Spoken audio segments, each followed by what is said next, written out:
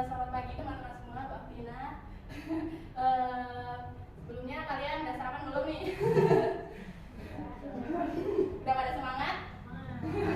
Baik, marilah kita panjatkan puji dan syukur kehadiran Tuhan Yang Maha Esa yang telah melimpahkan rahmat dan karunia-Nya sehingga kita dapat berkumpul di tempat ini dalam keadaan sehat walafiat. Selanjutnya izinkan saya untuk memperkenalkan diri. Saya Ananda Widyanitya selaku moderator mengucapkan selamat datang kepada hadirin yang telah hadir dalam acara bedah buku pada pagi hari ini. Nah, untuk acara bedah buku pada pagi hari ini, bukunya itu berjudul Quantum Teaching. Nah, buku ini itu dikarang oleh Bobby De Potter, Mark Friedman, dan Sarah Sincernori. Dan buku ini itu diterbitkan pada tahun 1999 oleh Allen dan Bacon. Sebelum masuk acara inti, izinkan saya untuk menyampaikan susunan acara pada diskusi kali ini. Untuk yang pertama itu acaranya itu pembukaan, kemudian pemaparan materi oleh narasumber, kemudian dilanjutkan untuk pembacaan kesimpulan dan sesi tanya jawab, kemudian yang terakhir itu adalah penutup. Memasuki acara yang pertama, mari kita buka dengan bacaan basmalah. Sebelum sesi materi, izinkan saya untuk memperkenalkan narasumber kami dalam acara bedah buku pada kali ini. Jadi yang akan memaparkan materi bedah buku kali ini adalah Mas Ihsan Abdul Razak. Untuk umur 20 tahun, tempat tanggal lahir itu Magelang, 26 September 2002, alamat Manjuroto, Sawangan, Magelang. Masuk ke sesi pemaparan, saya persilahkan kepada saudara Ihsan untuk memaparkan materi.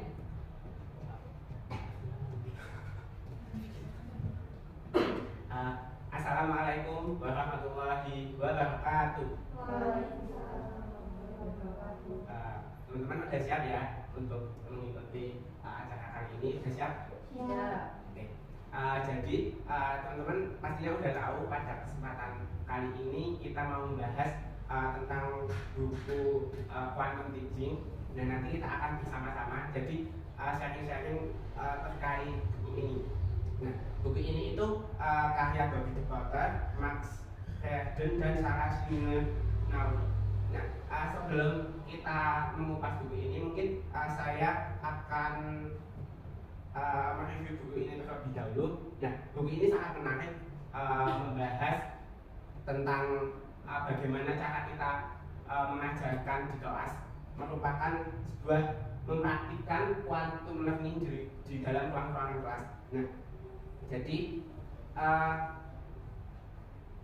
buku ini berisi pada intinya itu mengajarkan mulai dari tahap awal bagaimana apa saja yang harus dipersiapkan sebelum kegiatan belajar di kelas dimulai, dan sampai bagaimana cara kita berkomunikasi dengan siswa di kelas saat proses kegiatan mengajar itu dimulai. Nah, keunggulan buku ini yang pertama itu buku ini disusun berdasarkan teori-teori pendidikan. Jadi segala sesuatu yang disampaikan dalam buku ini itu sudah teruji berdasarkan teori. Kemudian penyampaian buku ini itu diungkapkan menggunakan ada ceritanya. Jadi dari bab sebenarnya dari bab 2 dari bab 1 itu berisi tentang pengantar gitu. Mulai dari bab 2 sampai bab terakhir itu kayak ada narasinya, cerita gitu loh. Nah, kalau di ini itu ada ceritanya, namanya itu Astuti. Nah, Astuti itu kayak orangnya itu awalnya itu berkeinginan untuk belajar dan lain sebagainya, dan ketika kita membuka bab itu kita menyimak ceritanya Astuti. Kemudian selain itu buku ini itu dilengkapi berbagai gambar di samping-sampingnya. Jadi kita dapat kayak apa ya, ketika memahami buku ini itu dapat dengan mudah karena ada gambar-gambar di sampingnya gitu. Kemudian selain itu juga ada kayak ini semacam kertas tulis di dalam buku ini, itu isinya kayak poin-poin penting. Jadi poin misalkan satu bab ini itu poinnya apa, itu ditulis di sini, itu ada. Kemudian di akhir bab itu ada rangkuman, kemudian ada segmen namanya aku tahu. Nah, aku tahu ini jadi akan menanyakan tandai kotak ini jika Anda tahu. Jadi isinya poin-poin dalam bab tersebut. Jadi kalau pembaca misalkan setelah membaca bab tersebut itu di bagian akhir itu ada segmen ini bisa dicentang gitu yang udah tahu misalkan tentang kalau di sini kemampuan pandangan positif kalau bisa dicentang. Jadi hal tersebut bisa untuk direview oleh pembaca ketika membaca buku ini gitu. Mengingatkan juga dapat mengingatkan seperti itu. Kemudian next.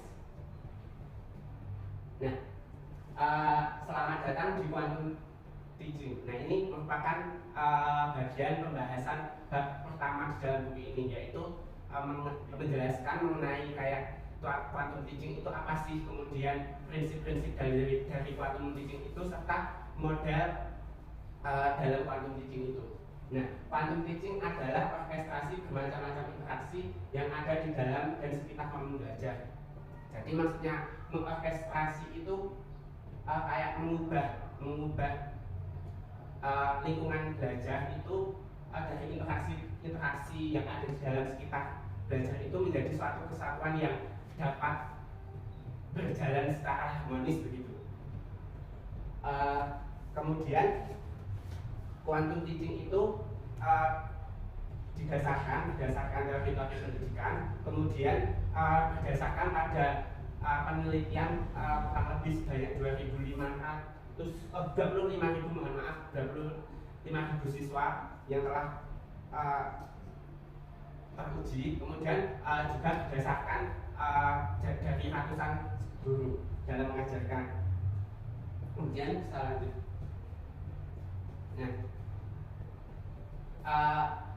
kemudian ada asas utama dalam buku ini, yaitu bawalah dunia mereka ke dunia kita dan antarkan dunia kita ke dunia mereka. Nah, asas ini sangat penting. Jadi maksudnya kita itu harus sebagai seorang guru ya harus memiliki jembatan untuk menghubungkan antara dunia seorang guru dan dunia seorang siswa. Nah, secara singkatnya cara membangun jembatan itu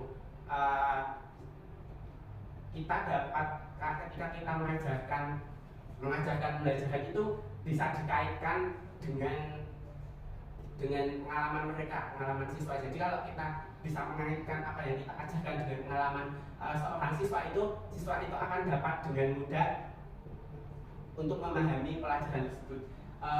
Jadi asas ini bawalah dunia mereka ke dunia kita dan antarkan dunia kita ke dunia mereka nanti akan dibahas lebih dalam di babak berikutnya. Seperti itu. Kemudian lanjut. Nah, kemudian ada prinsip-prinsip dalam buku ini. Ada 5 prinsip. Prinsip yang pertama yaitu segalanya berbicara. Jadi apa yang kita lakukan, apa yang kita ucapkan, bahkan kondisi ruang kelas, suasana dalam ruang kelas, kemudian lingkungan yang ada di dalam ruang kelas itu secara tidak langsung itu sebenarnya menyampaikan pesan kepada siswa. Jadi semua itu bisa mempengaruhi kondisi siswa dalam belajar. Kemudian yang kedua yaitu segalanya bertujuan. Jadi seorang guru dalam merancang sebuah pembelajaran itu harus memiliki tujuan apapun yang dilakukan guru, misalkan terkait kebijakan, peraturan, kemudian bahkan kayak apa yang dikatakan, apa yang dilakukan itu harus memiliki tujuan yang jelas. Kemudian yang ketiga yaitu pengalaman sebelum nama. Jadi ini yang saya sebutkan tadi dalam membangun jembatan itu salah satunya dengan mengaitkan dengan kehidupan sehari-hari. Pengalaman sebelum nama itu maksudnya guru itu bisa apa ya?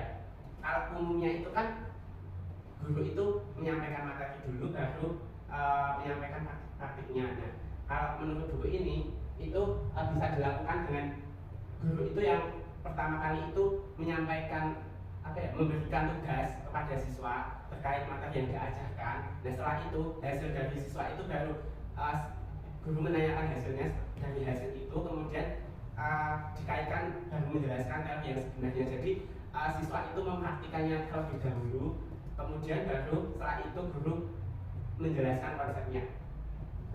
Kemudian akui setiap usaha itu yaitu mengapresiasi siswa. Jadi guru itu tidak boleh memandang kayak misalkan siswa itu menjawab dengan salah atau kurang tepat atau yang lain sebagainya, itu guru tidak boleh kayak langsung menyalahkan, karena hal yang dilakukan siswa itu sebenarnya sudah merupakan usaha yang dilakukan oleh siswa. Jadi guru harus mengakuinya, itu cara mengakuinya itu dengan contohnya dengan memuji. Tapi kalau misalkan ada yang diungkapkan siswa itu salah gitu, guru itu bisa membenarkan dengan cara-cara yang benar.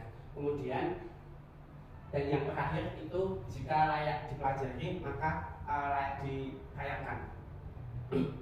Nah, maksudnya adalah perayaan di sini maksudnya itu adalah kayak bentuk-bentuk pujian kepada siswa.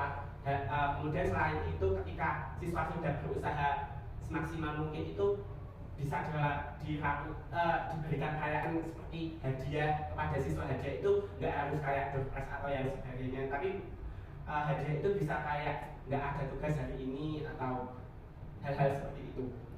Nah, prinsip dari kelima prinsip ini nanti akan dibahas di babak selanjutnya, tersebar secara terpisah gitu. Jadi setiap nanti kita akan menemukan prinsip-prinsip ini. Kemudian next. Nah, model quantum teaching. Nah, buku ini dalam menjelaskannya itu dengan mengibaratkan proses belajar mengajar itu dengan sebuah pertunjukan orkestra. Jadi secara umum buku ini terbagi menjadi dua bagian. Yang pertama yaitu bagian konteks, dan yang kedua itu bagian isi. Bagian konteks itu kaitannya dengan bagaimana seorang guru itu mempersiapkan panggung. Mempersiapkan, kalau dalam hal ini kan dikaitkan dengan mempersiapkan panggung orkestra, apa yang harus dipersiapkan. Nah, bagian konteks ini akan menjelaskan tentang bagaimana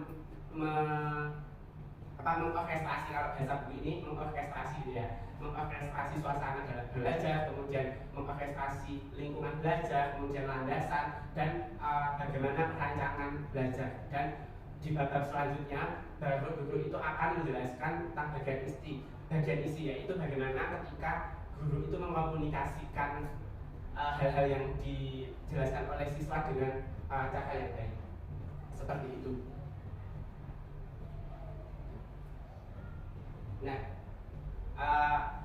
yang pertama yaitu bagian konteks, yaitu yang seperti yang sudah saya sebutkan tadi, terkait bagaimana cara kita menata panggung, seperti itu. Nah, bagian konteks ini berisi tentang mengorkestrasi suasana yang menggairahkan, kemudian mengorkestrasi landasan yang utuh, kemudian mengorkestrasi lingkungan yang mendukung, dan mengorkestrasi perancangan pengajaran yang dinamis.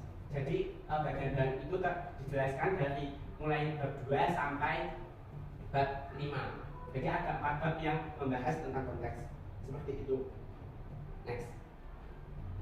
Nah, yang pertama yaitu mengorkestrasi suasana yang menggairahkan.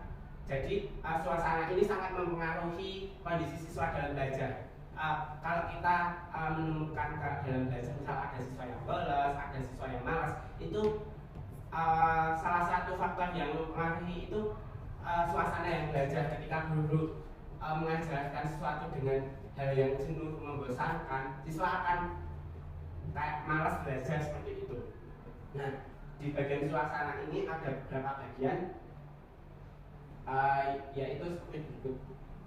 Nah, sebelumnya di bagian membangun suasana ini harus dibangun oleh guru dari awal pembelajaran. Jadi terutama ketika pertama kali bertemu dengan siswa, karena membangun suasana ini ketika di awal itu bisa sebagai first impression siswa. Kalau pertama kali guru itu sudah membangun suasana dengan baik, maka siswa akan berpikiran, oh jadi kayaknya pembelajaran akan menarik gitu. Jadi siswa akan tertarik dengan pembelajaran yang akan disampaikan oleh seorang guru. Nah, dalam membangun suasana ini yang pertama yaitu dengan kekuatan terpendamnya.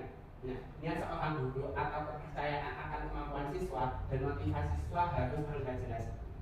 Maksudnya adalah yaitu guru itu harus memiliki kepercayaan kepada murid. Jangan, kadang kan ada guru yang ketika masuk ke dalam kelas itu, misalkan ada di SMK ini, misalnya ada guru yang menganggap siswa di kelas tertentu itu siswanya nakal-nakal semua, dan siswanya itu yang di kelas lain itu siswanya pintar-pintar semua. Nah, persepsi semacam itu nggak harus dilakukan oleh guru. Jadi seorang guru itu harus menganggap semua siswanya itu memiliki potensi yang baik. Nggak boleh ada anggapan seperti itu. Ketika guru menganggap siswa dari awal, guru udah menganggap siswa kayak di kelas ini itu siswanya nggak nurut semuanya, itu akan mempengaruhi guru dalam mengajarkan. Kalau guru seperti itu kayak nanti dalam pengajaran biasa-biasa wae lah, aku maksimal soalnya ngajari koyo ngene ya baik. Jadi hal-hal semacam itu harus dihilangkan oleh guru. Kemudian selain itu penyampaian emosi yang baik dari guru dan siswa itu harus disampaikan dengan kegembiraan gitu loh, ya suasananya itu mendukung. Selain itu juga guru kepercayaan akan kemampuan siswa dan motivasi siswa. Nah, di awal pembelajaran itu guru juga bisa menanyakan motivasi siswa. Kamu ikut pembelajaran ini motivasinya apa? Jadi dengan mengetahui motivasi seorang siswa, guru itu bisa dapat mengendalikan kelas dengan mudah. Contohnya misalkan nanti ketika di tengah-tengah pelajaran itu ada siswa yang malas, nah guru dapat mengingatkan motivasinya. Dulu kan kamu pengen seperti ini, jadi guru dapat membangun kembali motivasi siswanya itu.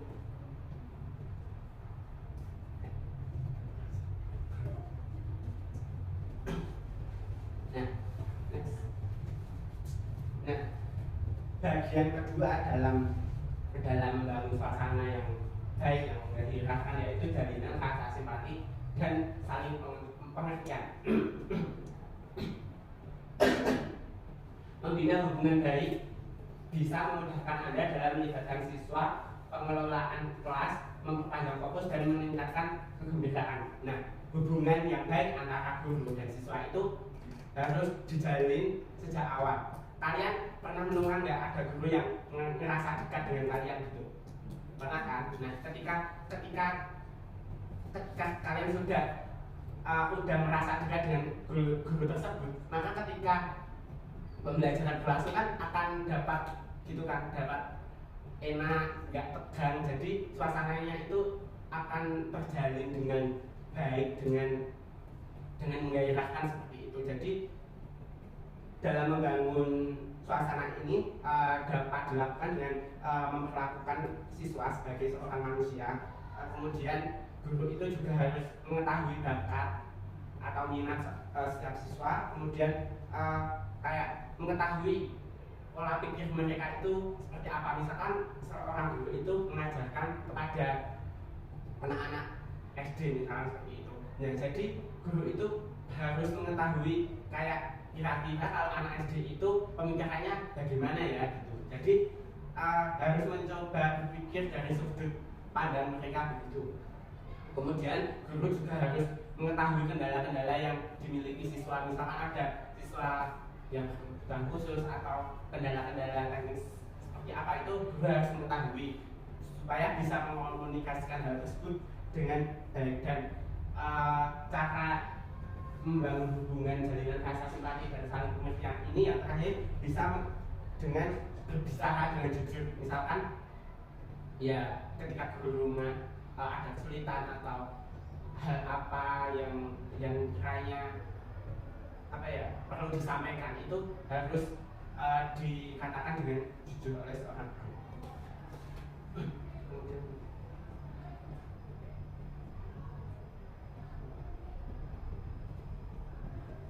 Nah, yang ketiga, cara membangun suasana itu dengan keriangan dan ketakjuban. Belajar yang sebenarnya adalah ketakjuban, penemuan, permainan menyenangkan, menanyakan keterlibatan dan kegembiraan. Jadi kuncinya itu belajar merupakan kegiatan ketakjuban, penemuan, permainan, dan yang terakhir itu kegembiraan. Jadi anggaplah belajar itu merupakan hal tersebut. Jangan anggap belajar itu kalau sebagai seorang guru nggak boleh kayak penekanan, kayak diancam, terus tekanan, terus kayak membebankan siswa itu nggak boleh, karena sebenarnya belajar itu merupakan penemuan, ketakjuban, permainan, menanyakan. Jadi siswa itu kayak dari belum tahu jadi tahu, itu tugas orang guru. Jadi kalau ada siswa-siswa yang seperti ini, tugas guru itu menjelaskan, membenarkan, yang tentunya dengan cara yang baik, nggak boleh kayak otoriter semacam itu. Nah, dengan cara salah satunya mengakui setiap usahanya, seperti yang saya jelaskan tadi, yaitu dengan seperti pujian maupun dan sebagainya seperti itu. Kemudian next.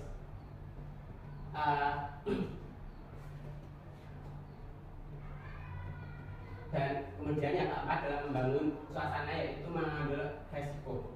Keluarlah, dan maaf itu tipe ya, keluarlah dari zona nyaman Anda dan buatlah mereka keluar dari zona nyamannya. Jadi dalam membangun sebuah rancangan pembelajaran itu guru, baik guru maupun siswa itu harus keluar dari zona nyamannya. Maksudnya adalah guru itu harus setiap dari pertemuan satu, dari pertemuan yang lainnya itu harus memunculkan kegairahan keluar dari zona nyaman. Itu maksudnya gimana ya? Kayak harus ada tantangan dalam belajar, nggak boleh monoton. Kalau monoton, misalkan guru mengajarnya monoton dari awal sampai akhir, itu siswa akan bosan. Jadi harus keluar dari zona nyaman. Di sini itu maksudnya adalah lakukan hal-hal yang baru, yang mungkin yang belum pernah siswa lakukan. Contohnya misal kegiatan seperti ini, bedah buku. Sebelumnya kita kan belum pernah ngadain bedah buku kan.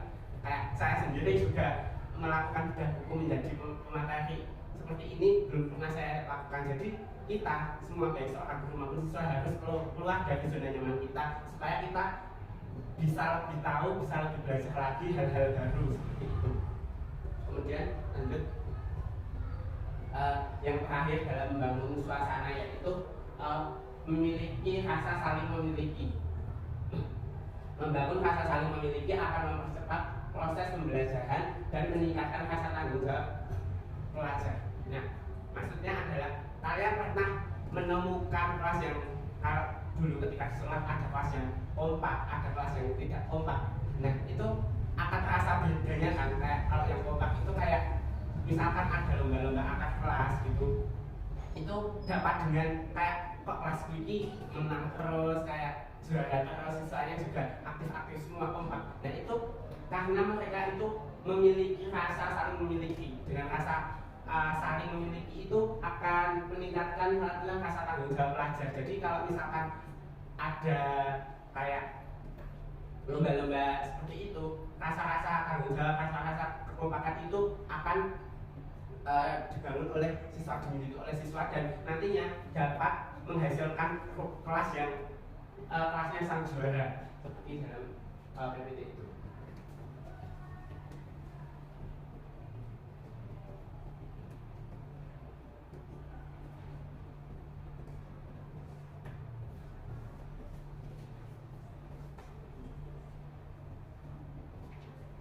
Dan yang terakhir yaitu keteladanan. Nah, kita sering menemukan hal-hal kayak pepatah seperti ini, tindakan lebih keras daripada kata-kata. Kemudian pepatah seperti kami butuh bukti bukan janji. Selain itu juga ada praktikan apa yang kamu khutbahkan. Jadi hal-hal seperti itu merupakan menunjukkan bahwa ketika orang menyampaikan sesuatu itu harus juga dilakukan. Kalau orang kita mengajarkan seperti ini, misalkan kalian itu harus jujur ya, misalkan seperti itu, tapi gurunya saja tidak jujur, maka hal seperti itu gak akan tersampaikan oleh siswa dengan baik. Siswa akan berpikiran adalah benar-benar jujur, apa aku jujur seperti itu, kayak seperti itu. Jadi keteladanan ini juga menunjukkan kalau dalam teori psikologi itu kayak teori modeling. Jadi kalau gurunya melakukan ini, misalkan melakukan komunikasi dengan baik, terus misalkan selalu senyum kepada siswa, kemudian ketika siswa berpendapat mendengarkan dengan hal-hal yang baik, mendengarkan siswa ketika dia mengungkapkan pendapatnya dengan baik, itu mungkin hal-hal seperti itu dapat dicontoh oleh siswa. Jadi siswa itu melakukan modeling seperti itu, terutama bagi siswa-siswa yang menduduki sekolah dasar atau bahkan TK. Jadi siswa itu sering melakukan modeling dari sosok gurunya selain tentunya dari orang tuanya.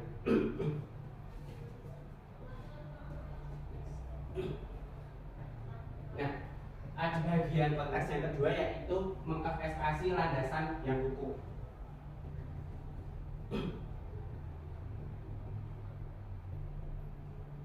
Nah, tadi kan dalam quantum learning itu mengibaratkan kegiatan belajar mengajar itu sebagai pertunjukan orkestra. Nah, ketika pertunjukan orkestra itu kan akan berjalan dengan baik ketika setiap pemain orkestra itu memiliki dapat dengan baik mengeluarkan bakatnya dengan permainan musik. Nah, seperti dalam ruang kelas itu juga seperti itu. Ruang kelas akan berjalan dengan baik ketika para siswanya itu bisa mengembangkan bakatnya dengan baik pula. Nah, untuk mengembangkan hal tersebut perlu landasan yang kukuh. Nah, lanjut. Nah, landasan yang kukuh itu yang pertama yaitu memiliki tujuan yang sama. Nah, buatlah tujuan yang sama dan sampaikan dengan kegembiraan. Nah, di awal pelajaran itu guru juga bisa menyemangati bersama kesepakatan kelas ini tujuannya seperti apa. Jadi dengan adanya tujuan ini di tengah-tengah perjalanan siswanya, di tengah-tengah perjalanan kegiatan belajar siswa, misalkan ada siswa yang malas gitu, nah ini dapat kayak guru itu untuk mengembalikan rasa semangatnya itu dengan mengingatkan tujuannya. Kan kamu dulu tujuannya mau seperti ini, jadi ayo semangat lagi gitu. Bisa dengan seperti itu. Kemudian next,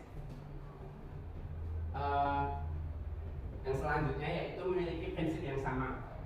Nah, untuk membangun sebuah komunitas belajar yang baik, dalam ruang kelas ini harus disepakati prinsip-prinsip bersama. Nah, kalau di dalam buku ini ada 8 prinsip yang bisa diterapkan dalam pembelajaran. Yang pertama itu integritas. Integritas itu seperti kejujuran, ketulusan, kemudian kegagalan awal dari sebuah kesuksesan. Jadi kalau misalkan ada yang gagal, misalkan ada siswa yang gagal untuk memahami, guru itu tugasnya harus menasihatinya dengan ini nggak apa-apa salah, mari belajar lagi karena kegagalan awal dari sebuah kesuksesan. Kemudian bicara dengan niat yang baik.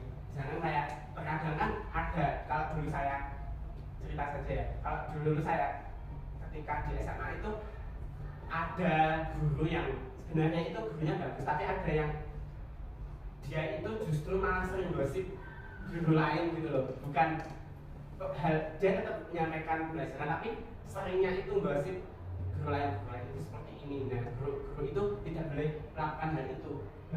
Berbicara itu harus dengan niat yang baik, jangan kayak malah gosip tadi itu. Kemudian hidup saat ini, maksudnya adalah manfaatkan waktu saat ini dengan baik. Kayak setiap waktu itu berharga gitu. Kemudian selanjutnya yaitu tumbuhkan sikap-sikap komitmen, kemudian tanggung jawab, dan yang terakhir yaitu sikap luas dan fleksibel. Maksudnya ketika misal ada siswa yang berhalangan hadir, nggak bisa ikut pelajaran itu, bisa digantikan dengan tugas atau digantikan dengan hal-hal yang lain yang seimbang. Jadi guru itu harus fleksibel dengan kondisi yang ada seperti itu.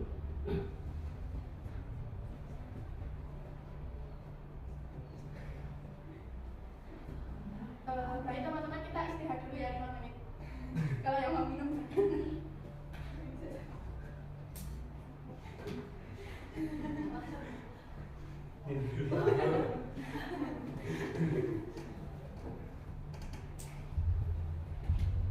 saya yang tetap sedikit ya, materinya bagus ya.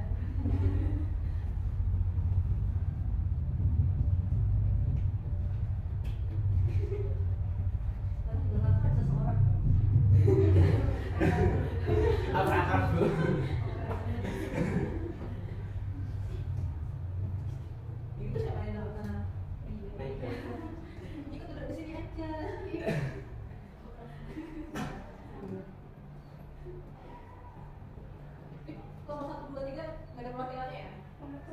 Oh, yang satu dua kita.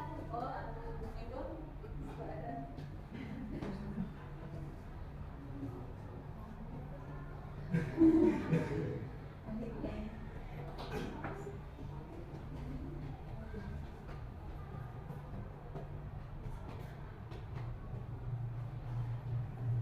Saya kembali ke auditorium ya. Silakan lanjutkan diskusinya. Ada rekamannya ya? Ada. Itu rekamannya jagain siapa? Nanti bisa banget loh. Berapa giga itu nanti? Di foto-foto. Iya, HP kamu yang nggak sanggup nyimpannya. Ya. Makasih Ibu. 37 menit. Oh iya, kalau aku asal ikan.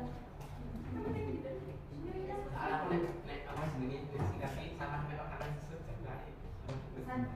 Belum stop.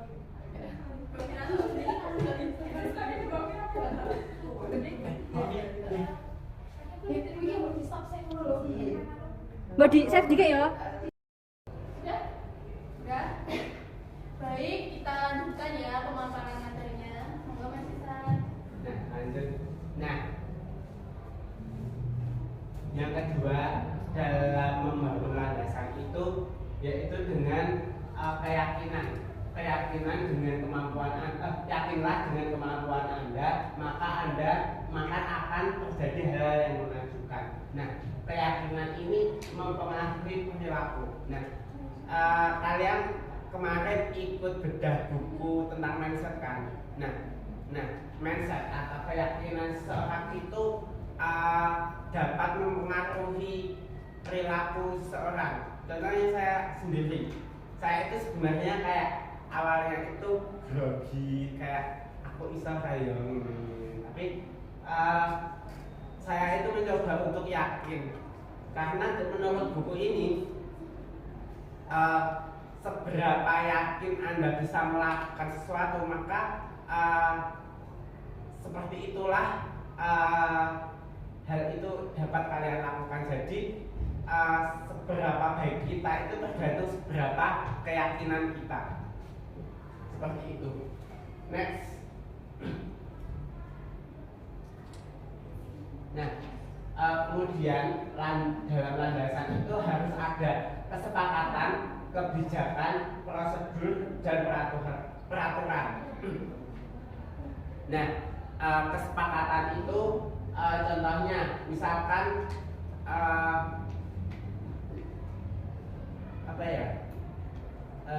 misalkan kita mau melakukan pembelajaran secara online atau offline, itu harus disepakati bersama dengan siswa-siswanya, harus ada kesepakatan di awal tersebut.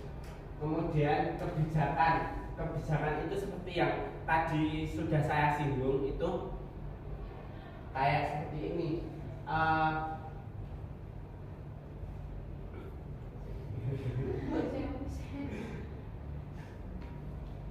Misalkan ada siswa yang tidak hadir, nah itu guru bisa mengambil kebijakan dengan memberikan tugas atau pengganti yang lainnya. Kemudian prosedur, misalkan ketika mengerjakan tugas dikumpulkan di muka, PDF dan lain sebagainya, deadline-nya kapan. Nah, ini merupakan prosedur. Dan yang terakhir, peraturan. Harus ada peraturan di dalam kelas.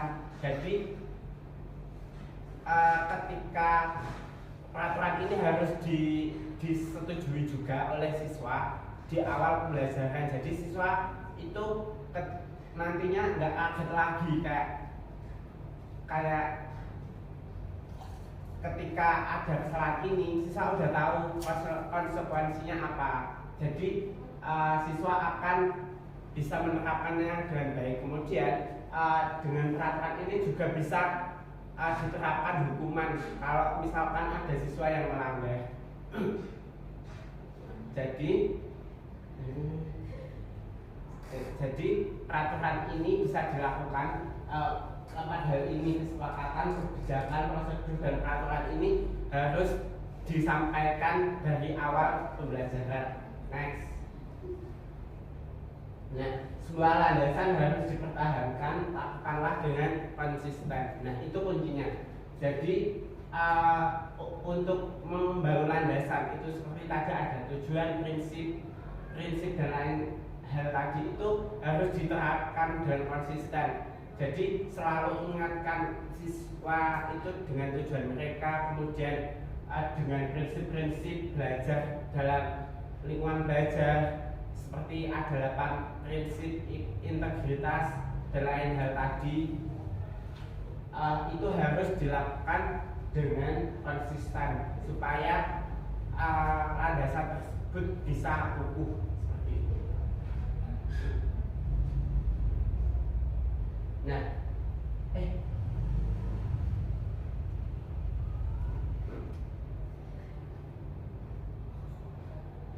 Nah, ini tadi sebelumnya ini tipe ya, harusnya lingkungan yang mendukung bukan landasan yang kukuh.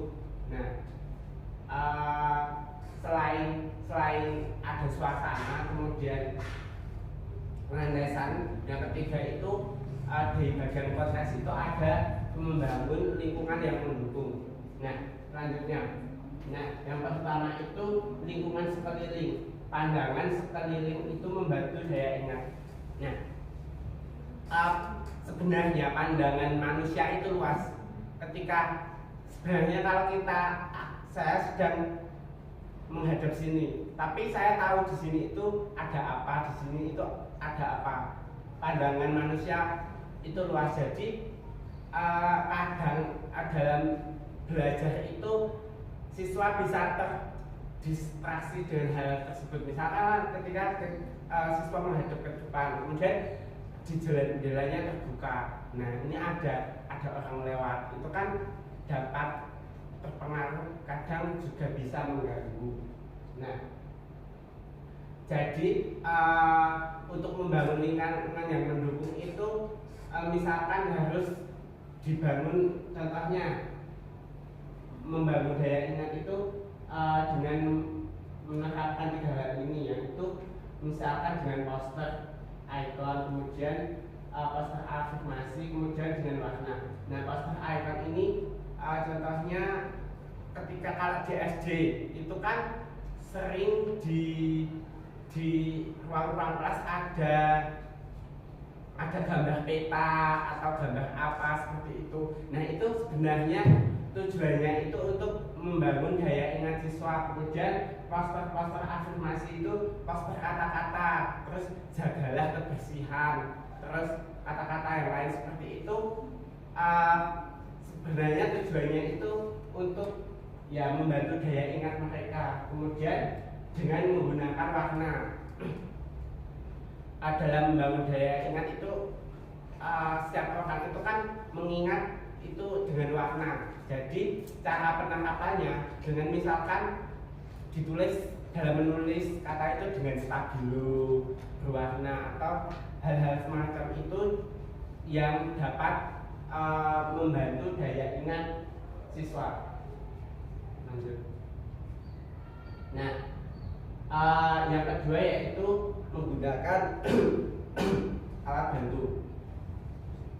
Nah, gunakan alat bantu dalam menjelaskan seperti peta konsep, poin, gambar maupun hal-hal yang lainnya. Kalau saya di sini alat bantunya yang saya gunakan yaitu menggunakan PowerPoint. Jadi dengan menggunakan alat bantu itu bisa dapat memudahkan siswa dalam memahami. Lanjut.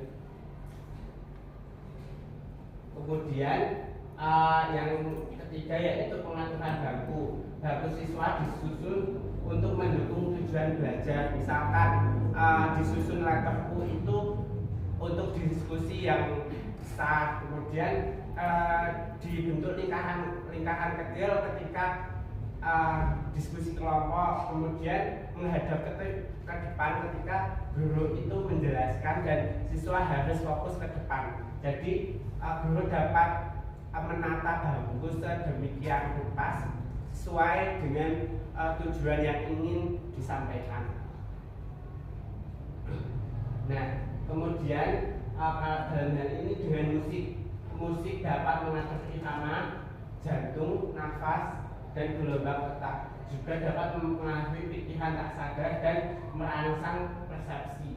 Nah, kalau dulu saya mau cerita, saya itu pernah mengikuti pelatihan desain. Jadi di awal ketika orientasi, ketika perkenalan itu awalnya itu kan acaranya molor 2 jam. Saya menunggu 2 jam di tempat itu dengan peserta yang lain dan bosen gitu. Nah, dan itu kayak pembawa acaranya itu belum datang selama 2 jam, tapi tiba-tiba ada suara musik yang terdengar. Nah, musiknya itu bukan kayak musik yang sering kita dengarkan, tapi kayak udah di sedemikian rupa. Ada musik, kemudian kan ada layar di depannya gitu kan. Nah, tiba-tiba layarnya kayak apa sebenarnya menunjukkan beberapa penjelasan, kemudian ada asap yang keluar dan baru pembicaranya muncul. Nah, itu kayak dengan musik seperti itu, dari yang 2 jam saya bosan dan ditunjukkan hal seperti itu, mulai dapat menambah ketertarikan saya. Awalnya saya bosan jadi nggak bosan, dan saya jadi tertarik dengan yang mau disampaikan oleh pembicara seperti itu. Kemudian musik itu juga bisa digunakan, misalkan kalau dulu di TK itu kan menghafal itu sering dengan musik. Nah, itu dapat membantu pembelajaran siswa.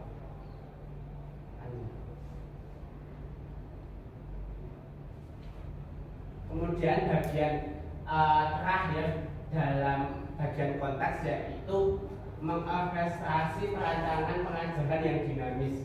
Nah, seperti yang sudah saya singgung di awal tadi, perlu jembatan untuk menghubungkan dunia mereka ke dunia kita, dan untuk menghubungkan hal itu kita harus merancang pembelajaran dengan dinamis. Nah, langkah-langkahnya seperti berikut. Nah, yang pertama yaitu modalitas VAK. Nah, siswa ini memiliki jenis modalitas yang dimiliki itu ada modalitas sebelumnya. Modalitas di sini maksudnya adalah kayak bisa yang sering kita sebut dengan gaya belajar. Nah, gaya belajar siswa itu ini ada visual, auditorial, dan kinestetik. Kalau visual itu bisa dengan orang yang tipe belajarnya lebih mudah untuk mengingat gambar. Kemudian auditorial dengan mendengarkan suara, dan kinestetik biasanya dilakukan dengan gerakan. Nah, kinestetik biasanya itu dilakukan dalam menghafal. Seseorang itu ada gerakan-gerakannya tersendiri, termasuk kalau saya itu kalau menghafal kadang sambil berjalan atau ada tangan-tangan yang saya gerakan. Nah, karena tipe saya belajar saya itu kinestetik seperti itu. Lanjut. Kemudian yang kedua yaitu model kesuksesan dan sudut pandang perancang. Nah, segalanya tujuan apapun yang kita rancang harus memiliki tujuannya.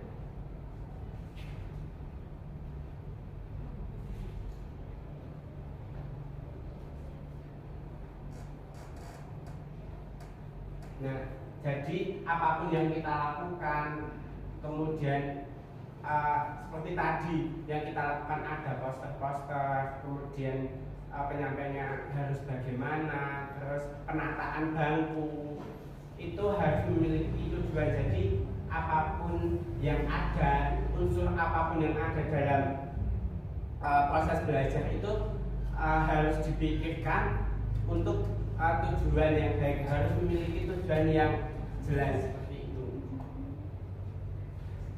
Lanjut. Nah, kemudian kerangka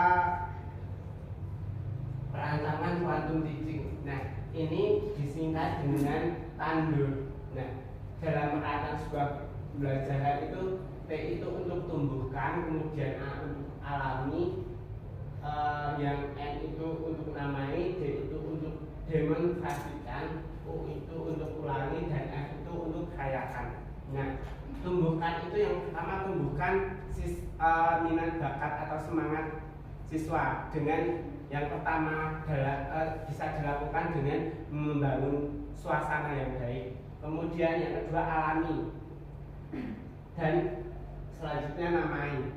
Seperti yang saya sebutkan tadi, pengalaman sebelum nama. Jadi siswa itu bisa diberikan tugas dulu, kemudian hasil dari tugas itu bisa dipresentasikan. Setelah itu bisa untuk guru itu menjelaskan. Nah, setelah itu didemonstrasikan.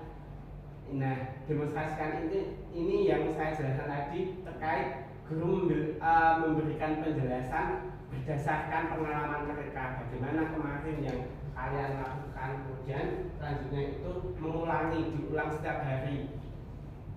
Dalam buku ini sebenarnya juga menerapkan hal itu. Ada beberapa hal yang sering diulang, ditekankan, tapi dijelaskan dengan cara yang berbeda. Kemudian yang ketiga rayakan, seperti yang saya sebutkan tadi dengan pujian dan lain sebagainya tadi. Nah, ini ada macam-macam kecerdasan siswa, disingkat SLIM and BIL. Nah, S ini untuk spasial visual. Spasial visual itu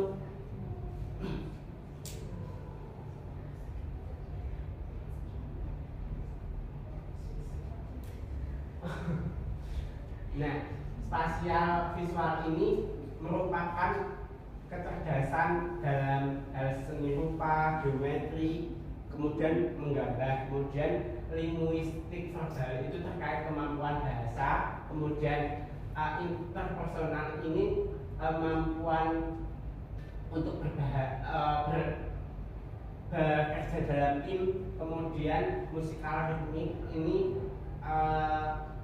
dalam bermain musik. Kemudian naturalis itu kecerdasan untuk berhubungan dengan lingkungan sekitar. Kemudian badan kinestetik itu kecerdasan kaitannya dengan hal olahraga. Intrapersonal itu kecerdasan untuk kerja sendiri. Dan logis matematis ini kecerdasan seperti matematika dan ilmu pasti, atau juga bisa dengan sejarah. Lanjut. Nah, sekarang kita masuk ke bagian 2, yaitu bagian isi. Nah, merupakan saatnya pertunjukan dimulai, yaitu ketika pembelajaran itu berlangsung. Nah, bagian isi ini akan menjelaskan tentang mengorkestrasi presentasi prima, kemudian mengorkestrasi fasilitasi yang elegan, dan mengorkestrasi keterampilan belajar. Nah, yang pertama mengorkestrasi presentasi yang prima. Lanjut. Nah, yang pertama itu dengan cara prinsip komunikasi yang ampuh. Nah, yang bisa dilakukan dengan hal berikut. Yang pertama, memberi kesan yang bagus. Nah, misalkan ada pembelajaran yang sulit, kayak bab yang sulit, itu guru harus menanamkan kepada pikiran siswa ini dengan memberi kesan yang bagus. Contohnya dengan kata-kata seperti ini, bagian ini akan menantang, jadi mari kita pelajari bersama. Kemudian arahkan fokus. Nah, contohnya seperti ini, misalkan dalam mengarahkan fokus itu guru jangan melarangnya. Misalkan kalau ayo fokus ini, jangan main HP. Nah, kata-kata seperti itu justru akan mengingatkan siswa dengan HP-nya. Jadi cara meningkatkan fokus yang benar itu dengan mengungkapkan secara spesifik, jangan melarangnya. Kemudian inklusif, yaitu jangan pakai kata-kata yang otoriter. Seperti misal ibu itu mintanya seperti ini, kalian itu harus ini, itu nggak boleh seperti itu. Kemudian spesifik, jadi beri penjelasan yang jelas, kayak misalkan kalau tadi di bagian konteks itu kayak kebijakannya apa, prosedurnya bagaimana, peraturannya apa, itu harus jelas. Jadi siswa tahu apa yang harus dilakukan dengan baik, seperti itu. Kemudian selanjutnya yaitu komunikasi non-verbal. Nah, yang pertama terkait kontak mata, itu harus memperhatikan para siswa-siswanya, tapi jangan menatapnya. Kalau menatap itu kayak kesannya siswanya itu malah merasa nggak enak. Nah, ciri-cirinya yaitu dengan menatapnya itu melihatnya itu nggak boleh lebih dari 3 detik, seperti itu. Kemudian ekspresi wajah itu juga mempengaruhi, harus senyum dan menunjukkan kegembiraan. Kemudian nada suara itu jangan terlalu tinggi maupun terlalu rendah, dan guru pun juga bisa memvariasikan nada suaranya, jangan datar terus. Kemudian gerak dan postur tubuh, jadi misalkan gerakannya itu dalam menjelaskan, misalkan ketika menjelaskan Pancasila kedua bisa dilakukan dengan gerakan tangan menunjukkan angka 2, dan postur tubuhnya itu jangan yang kayak seperti ini atau bagaimana yang kayak kelihatan nggak menghargai siswanya, seperti itu. Kemudian paket presentasi efektif. Nah, yang pertama itu ada penemu, yaitu menunjukkan ekspresi ingin tahuan. Misalkan dalam pembelajaran tersebut kan dijelaskan video, guru itu harus memperhatikan videonya itu juga, dan bisa seperti itu. Nggak boleh kayak kan kadang ada guru yang ketika menunjukkan video malah ditinggal pergi. Nah, itu sebenarnya hal yang tidak boleh dilakukan oleh guru. Kemudian pemimpin yakin dan menghukum, maksudnya itu adalah ya guru itu sebagai pemimpin di kelas mengatur semua unsur-unsur yang ada di dalam kelas. Kemudian yang terakhir yaitu pengarah, dengan mengarahkan siswa dengan baik dan spesifik. Lanjut. Kemudian mengorkestrasi fasilitasi yang mendukung. Nah, mengorkestrasi fasilitasi yang mendukung itu tujuannya untuk biar siswa itu tetap fokus dari awal pembelajaran hingga akhir pembelajaran.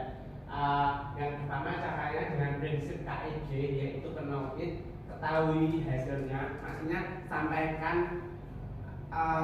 pada siswa biar supaya siswa itu tahu hasilnya seperti apa. Nah, dengan cara eksplisit jelaskan hasilnya pada siswa. Dan yang terakhir yaitu dapatkan hasilnya. Jadi dengan guru ketika udah dapat hasilnya, guru itu dapat mereview atau menambahkan insight, menanyakan insight pada siswanya itu seperti apa. Lanjut, ini ada cara-cara pengingat yang bisa disampaikan oleh siswa atau diterapkan dalam pembelajaran, yaitu dengan diskusi dengan teman, kemudian buat catatan dan tambahkan gambar. Kalau ini saya juga mencatat ada beberapa gambar, kemudian ada yang ciptakan serangkaian gerakan, singkatan dan lain-lain. Seperti yang tadi saya gunakan, ada prinsip tandur dan lain sebagainya tadi. Lanjut.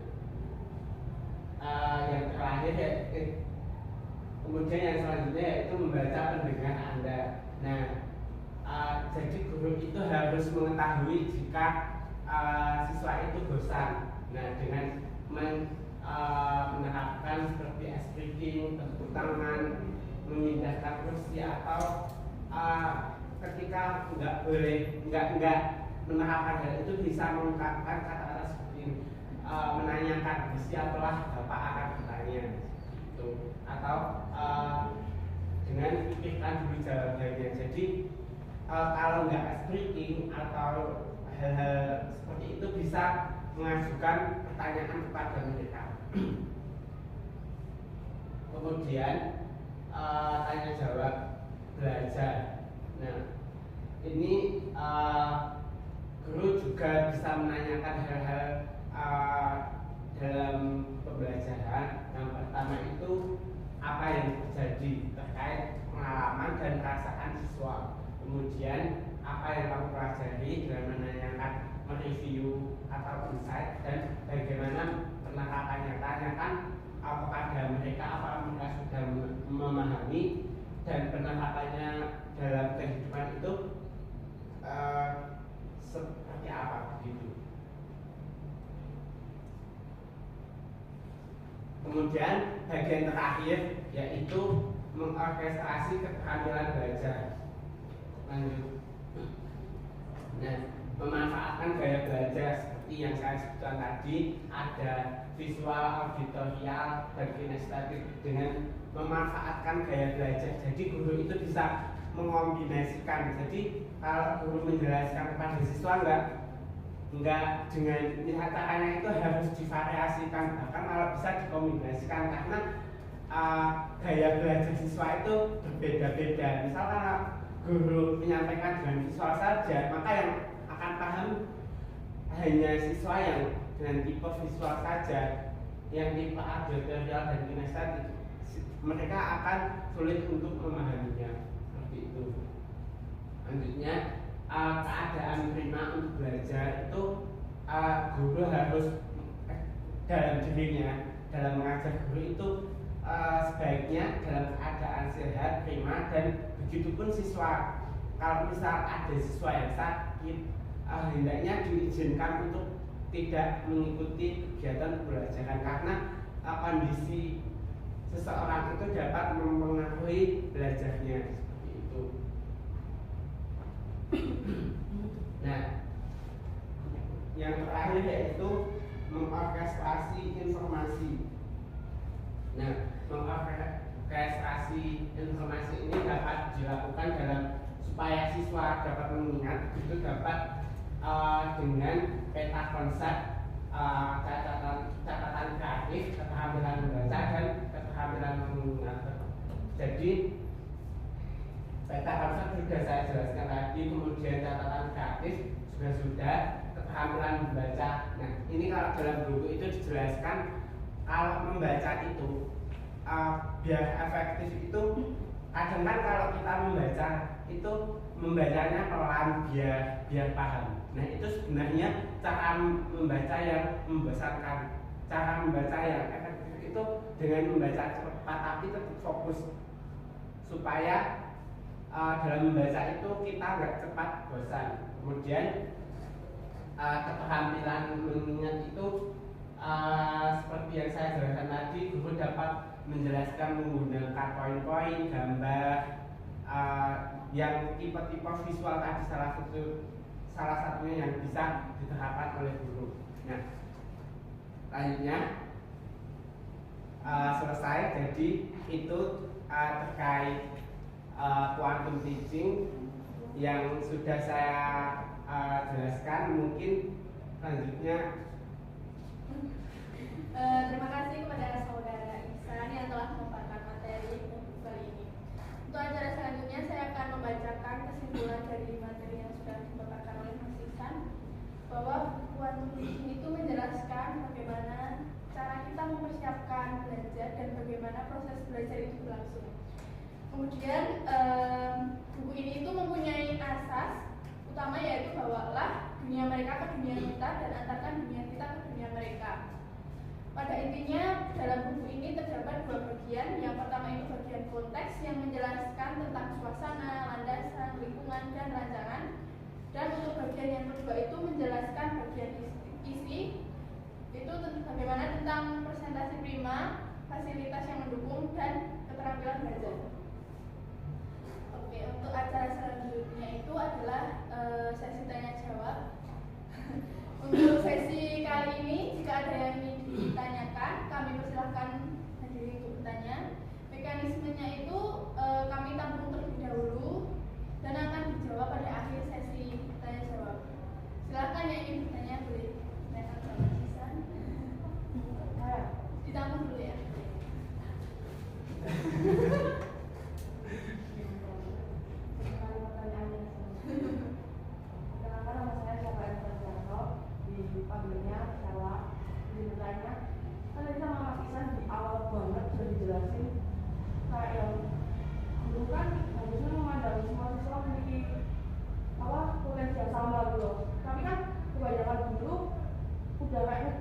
siswanya dia nakal. Padahal menurut saya kebanyakan siswa yang nakal itu buka lebih punya skill gitu loh dibanding otaknya gitu loh. Nah itu cara biar gurunya buka gitu itu biar gurunya tuh gak berpikir kayak gitu kalau yang nakal gitu. Oh iya. Gimana? Terima kasih.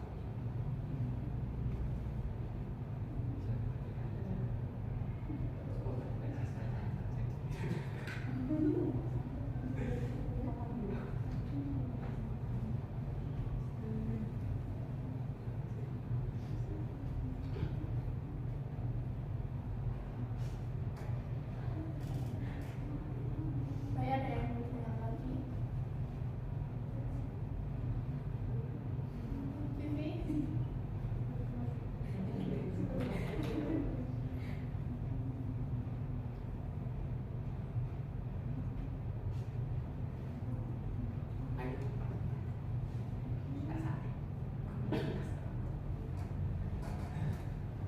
Siapa lagi mungkin?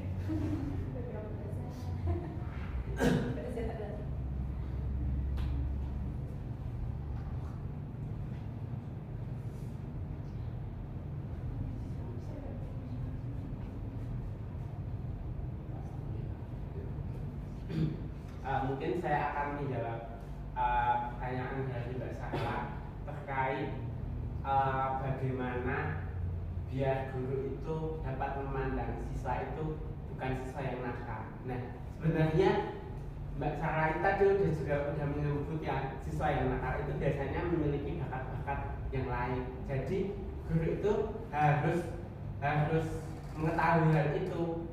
Nah, kalau cara mengubahnya itu ya itu sih terkait kayak mindset si guru ya. Jadi ya guru itu harus memiliki mindset awal dulu. Kalau cara yang lebih lengkap terkait mengubah mindset itu sudah dijelaskan dalam bedah buku kemarin terkait mindset seperti itu.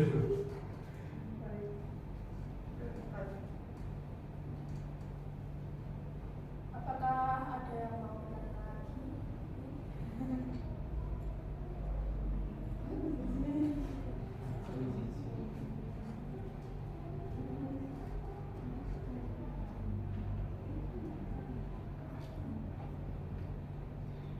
Salah. Masih ada materi juga. Bisa nggak ditanya? Apa lagi?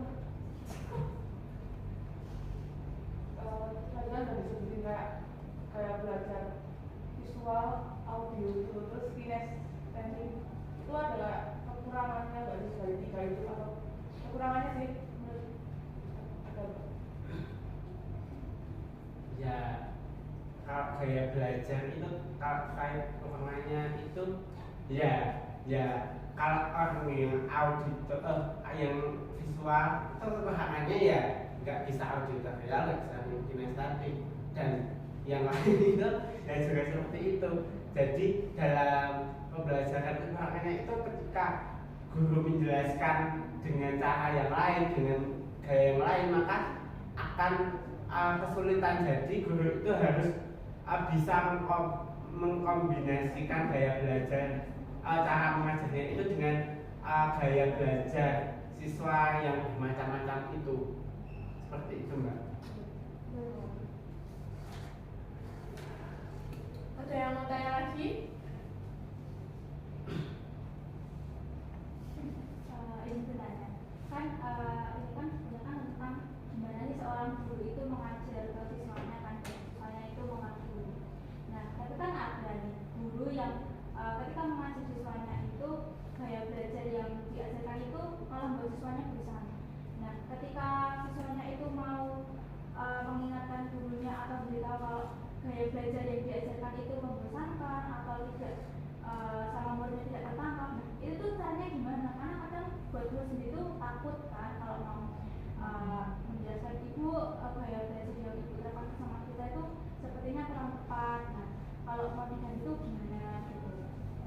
Jadi poin pertanyaannya itu biar siswa itu mau mengungkapkan ke guru. Nah itu sudah dijelaskan di awal terkait membangun suasana. Nah ada beberapa langkahnya tadi dengan salah satunya itu dengan menjalin hubungan yang baik.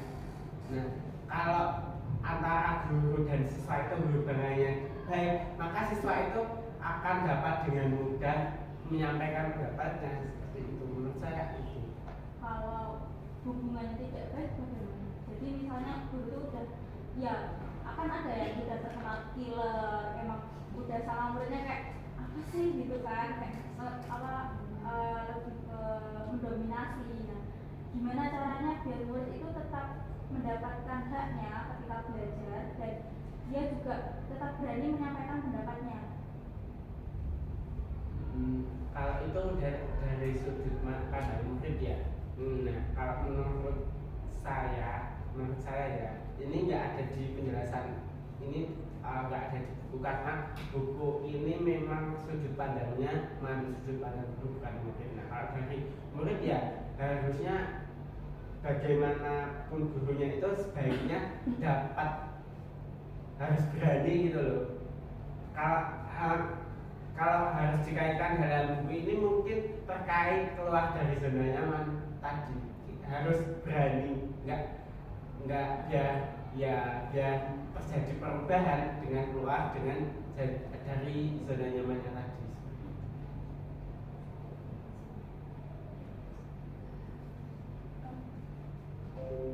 Ada yang mau tanya lagi? Kan tadi terkait tadi itu yang Mesti sana dia juga ada suasana yang baik, hubungan yang baik yang harus dijalin. Tapi kalau gini seumpama saya nih waktu SMK akrab sama guru saya, salah satu guru saya. Tapi gara-gara keakraban saya sama guru saya mah kadang bukan buat saya jadi fokus ke pelajarannya kak. Nangkep itu tapi malah kayak nyepelein gitu loh, gara-gara oh ya tidak apa-apa dulu ya, jadi ya wis sakku gitu loh. Terus gimana ya?